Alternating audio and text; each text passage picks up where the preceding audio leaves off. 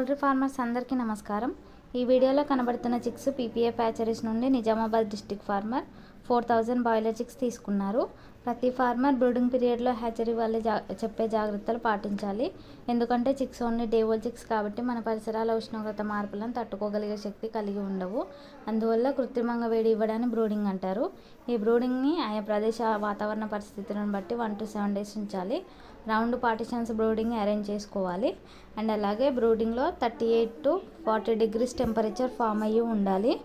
And paper కంపల్సరీగా వేయాలి, లేకపోతే చిక్స్లో లెగ్ వీక్స్ వచ్చే అవకాశం ఉంటుంది.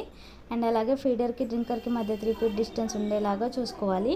బొగ్గుల బ్రూడింగ్ వాడకూడదు. గ్యాస్ బ్రూడర్స్ కానీ ఎలక్ట్రిక్ బ్రూడర్స్ కానీ వాడాలి.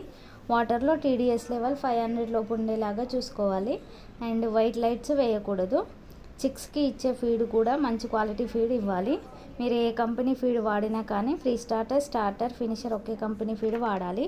అలా కాకుండా వేరు కంపెనీస్ ఫీడ్ వాడడం వలన చిక్స్ గ్రోత్ పైన ఎఫెక్ట్ పడుతుంది.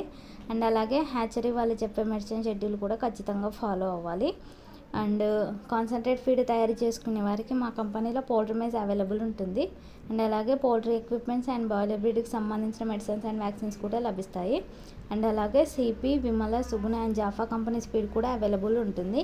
పౌల్ట్రీ ఫార్మర్స్కి ఎవరికైనా వెనుక 435 బాయిలర్ చిక్స్ కావాలనుకుంటే స్క్రీన్ మీద కనబడుతున్న నెంబర్కి కాల్ చేయండి.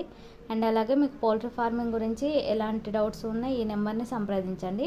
మా పీపీఎఫ్ హ్యాచరీస్ టీమ్ మీకు గైడెన్స్ ఇస్తారు. మీరు ఎప్పుడు మమ్మల్ని ఇలాగే సపోర్ట్ చేయండి. ఈ వీడియోని లైక్ చేయండి, షేర్ చేయండి, మరియు మా ఛానల్ని సబ్స్క్రైబ్ చేసుకోండి.